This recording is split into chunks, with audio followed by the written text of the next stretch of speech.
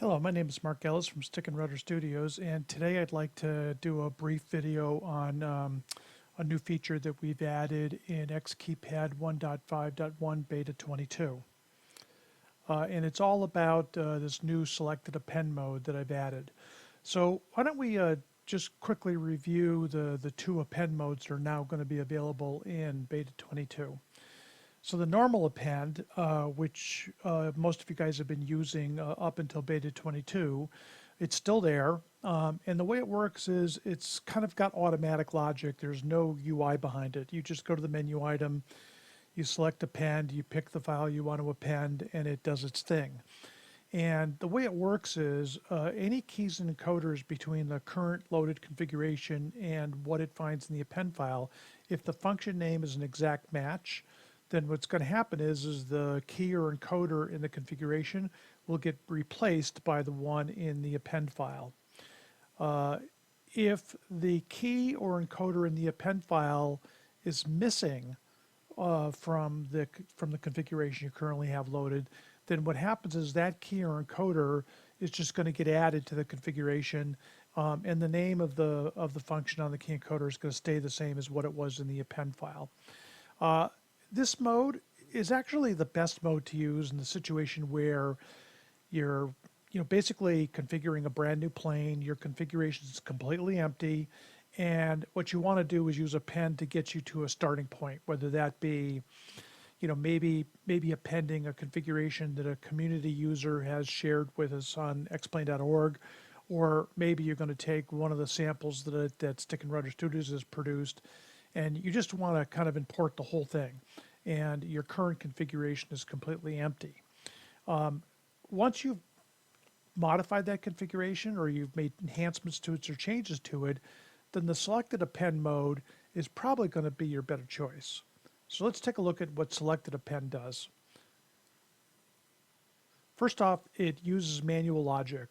You actually get to choose what you want to do with these keys and encoders in the append file with a new UI, and we're going to take a look at that in just a minute.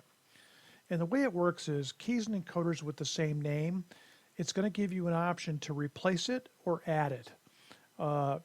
Because what you may want to do is add it as a new function, so that what you could do is go in there, maybe experiment with it and play with it and see whether you really want that or not.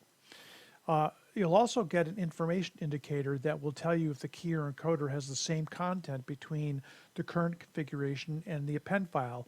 It actually compares the two and says, hey, these are identical. And if they're identical, there's no need, to try to copy it or add it. It's basically the same as what you've already got.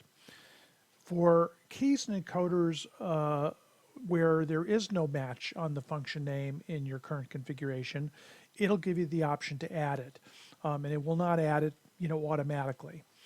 And in all of these situations, if you do add it, it's going to basically pre-append the word new to the front of the key name, so that when you get all done, you can quickly go to your configuration, go to the definitions list, and you very quickly could see the new ones, they got added, whether they're a new copy or a brand new key. And with those, you can actually hook them up on your Stream Deck, and you can kind of play with them and say, yeah, I like this or I don't like it, and then you can get rid of it. So with that, why don't we bring X-Plane over and let me show you how this works.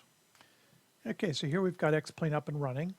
And what I currently have right now is the configuration that I have loaded for the Cessna 172.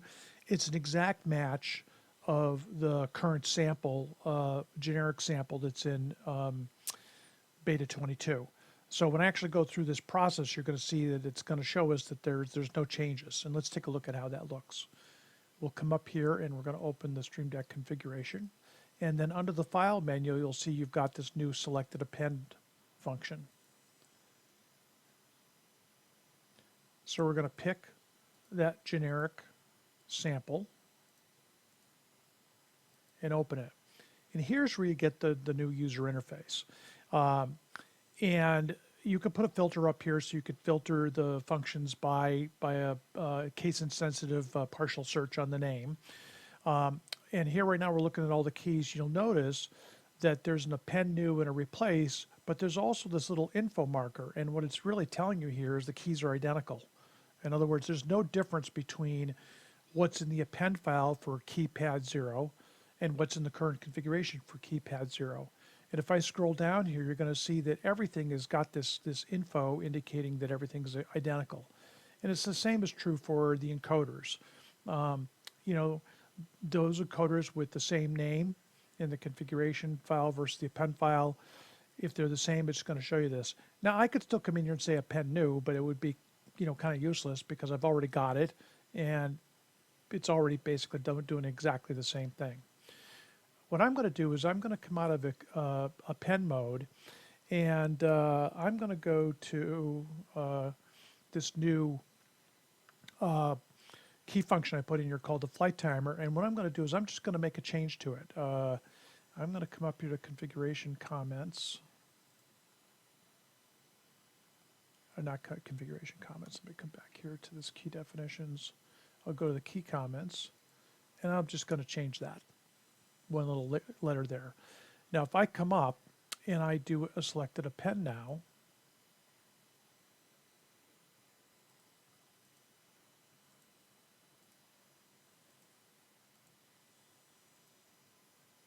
and I go to keys, and I come down here, you'll notice that with the flight timer, I don't have this little green info here thing telling me anymore that they're the same.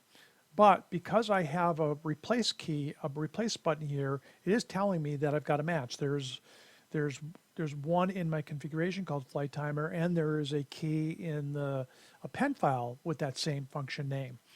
So now I have a choice right now. And by the way, I could come in here, I could quickly look at the comments. These are going to be the comments in the append file version. So I could see, you know, what's different about this, you know, assuming for a moment that the author really put some decent comments in there. So what I could do right now is I could say either replace this, in which case what it's going to do is replace the one called my flight timer with the one that's in the append file. Okay? And once you do that, it's going to come in here and it's going to take it off the list because you've effectively processed it. So as you decide what you want to do with these, whether you want to replace it or append new, it'll remove it from the list. Now just go back and take a look at this. If I go back here, you'll notice that the SS in here is back on again because I basically got it replaced with the one that was in the append file. So let's do that again. Let's just, you know, get rid of those.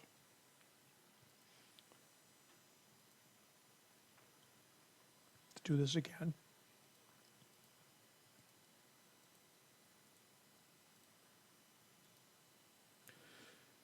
And if again I come down here, you'll see that, you know, indeed, it's not the same. But let's try to do an append new so I can show you what it does. In this case, it's not going, if I do an append new, it's not going to replace the one I've already got. That one's going to stay there, but it'll add a new one, and it will pre-append the word new in front of it. So let's try that. And let's come up here and exit append mode. Now you'll notice that my flight timer here, the SS at the end of this, in this comment, still here because it didn't replace it. But if I come up here and I look at the definition list, and I come down here and I look at my keys, I've got a new one down here called new flight timer. And that's the one that got added, and it pre-appended the word new space to the front of it. So you could very quickly go in here and see everything that kind of got added that you wanted. Like I could even filter on it. I could say new, show me all the new ones. Now what I could do at this point, let's assume this was a brand new function that I didn't have before. I could basically copy that name. I could put a key in my Stream Deck with it, and I could play with it and try it and see if I like it. If it is a new version of one I already had, it's the same thing. I can try it, see if I like it. If I like it, all I have to do is go back and clear my old one and then rename this one to get rid of the new. And everything, you know, basically I'm using the new version. So you could see with Selected Append, it gives you a lot more control over what's going on with the append process. You can kind of pick and choose, you can experiment. At any given point in time, as long as you haven't done a save, you can always come back here and do a revert. And it's going to put you right back, okay, to whatever the last saved copy of your configuration was. So that's all I wanted to show you. That's the only, other than the fact I've added a new function to that new timer function to the generic sample, This is the primary feature that we've added in Beta 22, and I thought just a YouTube video might be the easiest way for you to see how it works. So thank you very much for watching, and I hope you enjoy working with your Stream Deck devices with X-KeyPad 1.5.1. Thank you very much.